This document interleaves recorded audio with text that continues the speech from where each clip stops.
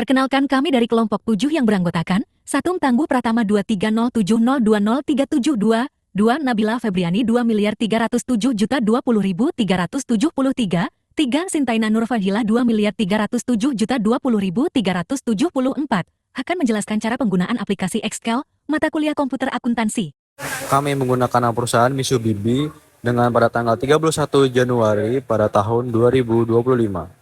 Kemudian kita akan langsung ke dashboard. Pada dashboard itu terdapat neraca saldo, kasir, aset tetap, saldo piutang, dan lain-lain. Untuk tampilan neraca saldo adalah seperti ini. Bisa dilihat. Kemudian untuk aset tetap, penampilannya akan seperti ini. Kemudian daftar persediaan memiliki penampilan seperti ini. Kemudian rekening akan memiliki tampilan seperti ini.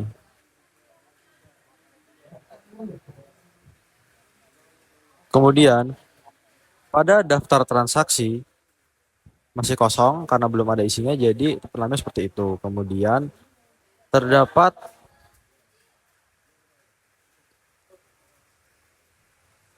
kasir dengan penampilan seperti itu. Kemudian terdapat saldo, piutang dan hutang. Kemudian terdapat faktur yang sudah ada itu. Dan bukti keluar kas.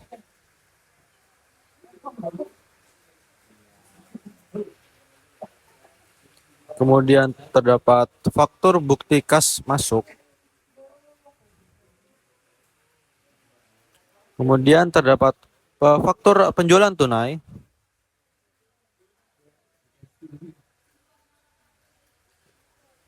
Kemudian terdapat faktur penjualan kredit dengan tampilan seperti di layar.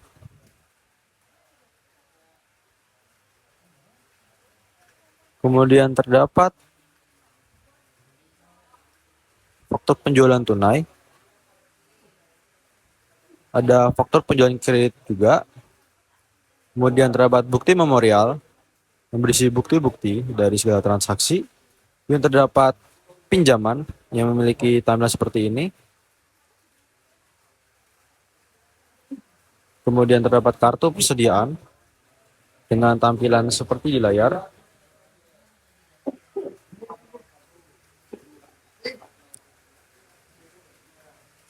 Kemudian pada unit transaksi terdapat yang pertama adalah transaksi umum dengan tampilan seperti ini yang menyimpan kode-kode dari beberapa.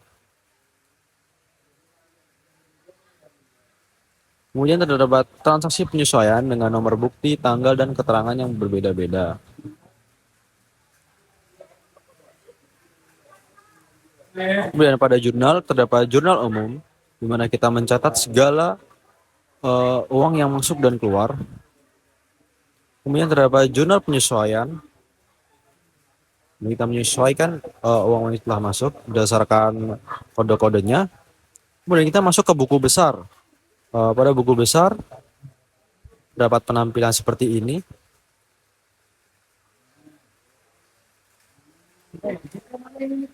Kemudian pada buku besar pembantu memiliki penampilan yang lebih singkat dari buku besar yang tadi. Kemudian ada neraca lajur. Bisa dilihat pada layar penampilannya. Kemudian terdapat laporan laba rugi. Bisa dilihat segala akun-akunnya. Kemudian ada laporan posisi keuangan. Bisa dilihat di layar. Berikut adalah jurnal umum.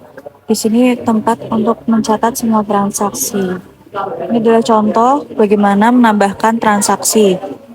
Sudah saya tulis sebelumnya dan tinggal ditambahkan saja. Di copy sesuai banyaknya jurnal. Kemudian kita masukkan kode jurnalnya.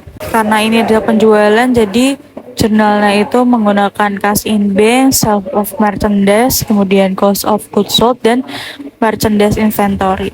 Kita tambahkan sesuai dengan nama kode di akun. Nah, untuk cost of goods sold sendiri memiliki kode 5140 dan untuk yang selanjutnya itu merchandise inventory memiliki kode 1150. Nah, setelah semua akunnya tertambah, kita bisa langsung memasukkan nominalnya sebesar cash in bank yang diterima itu harga jualnya sebesar 26 juta dan cost of goods sold dan merchandise inventory-nya sebesar 20 juta. Untuk harga bisa dilihat di persediaan. Nah, nanti ketika sudah selesai, data ini akan otomatis masuk ke dalam buku besar. Sebagai contoh, ini ada di buku besarnya bagian kas in bank. Dan selanjutnya juga akan masuk ke neraca lajur. Dia akan masuk ke neraca saldo dan mengelompokkannya sesuai dengan laporan keuangannya. Masuk ke dalam laporan keuangannya, dia juga akan masuk ke rekonsiliasi korannya. Untuk jurnal penyesuaian sendiri bisa ditulis atau di jurnal di bagian jurnal penyesuaian. Nah, kemudian jurnal penyesuaian ini juga akan masuk ke dalam laporan neraca lajur di bagian penyesuaian. Nah, nanti setelah disesuaikan, neraca saldo akan ditambahkan dengan akun-akun di jurnal penyesuaian dan akan masuk ke laporan keuangan yang lainnya.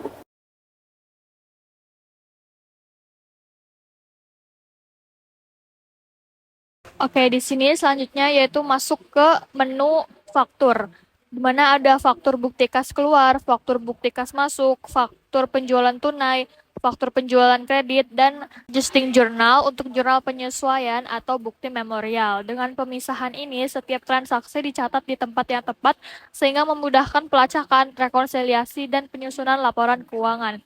Untuk yang pertama, kita ambil contoh dari faktur bukti kas keluar, di mana di sini ada keterangan nama perusahaan kita, lalu nomor bukti, ada tanggal juga, dan di sini keterangan bukti kas keluar, lalu dibayarkan kepada siapa, jumlah dibayarnya berapa, terbilangnya berapa, dan keterangannya untuk apa. Di sini juga ada tanda tangan menyetujui sebagai pemilik dan sebagai pengelola. Di sini bisa dilihat juga transaksi-transaksi lainnya. Oke, selanjutnya di sini kita masuk ke faktur bukti kas masuk, di mana di sini sama juga ada nama perusahaan kita, nomor buktinya berapa, dan tanggalnya itu tanggal berapa, bulan dan tahunnya berapa. Lalu sini ada keterangan bukti kas masuk, diterima dari siapa, jumlah dibayarnya itu berapa, keterangannya sebagai apa gitu, untuk apa. Di sini juga ada tanda tangan menyetujui sebagai pemilik dan juga pengelola. Bisa dilihat juga transaksi-transaksi yang lainnya di bawah sini. Oke, di sini kita langsung masuk ke faktur penjualan tunai, di mana ini tuh digunakan untuk mencatat penjualan yang langsung dibayar saat itu juga. Di sini ada nama perusahaan, nomor bukti, tanggal dan terminnya berapa, dan juga ada keterangan kodenya berapa, quality dari barangnya berapa, nama barangnya apa, dan harganya berapa, juga jumlahnya jadinya berapa. Di sini kita karena ini penjualan tunai, jadi jurnal hasilnya nanti adalah akan menambah kas. Bisa dilihat juga transaksi-transaksi yang lainnya. Oke, kita langsung masuk ke faktur penjualan kredit, di mana untuk mencatat transaksi penjualan yang pembayarannya itu tidak langsung sehingga menjadi piutang. Di sini kita bisa lihat juga untuk quality, kode nama barang, harga, jumlah, total. Nah, seperti yang tadi sudah saya bilang, karena ini faktur penjualan kredit, maka akan menambah piutang dagangnya seperti itu. Oke, di sini kita lanjut ke adjusting journal, di mana sheet ini itu digunakan untuk mencatat jurnal penyesuaian atau bukti memorial.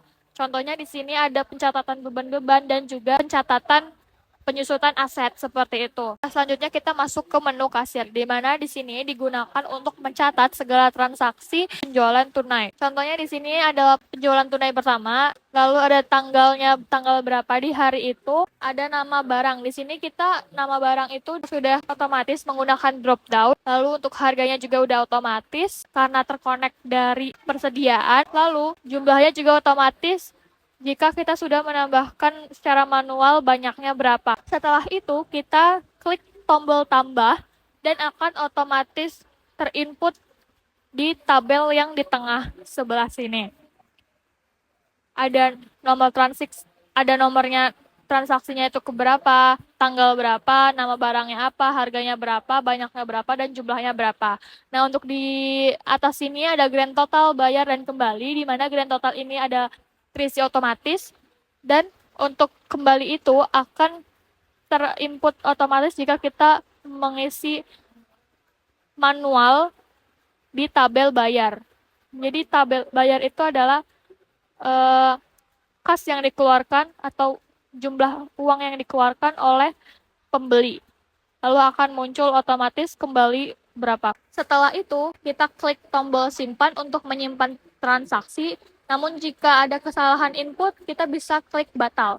Lalu dengan kita menyata transaksi di kasir ini, akan terinput otomatis ke menu daftar transaksi. Juga setelahnya akan terinput otomatis juga dalam nota belanja. Terima kasih.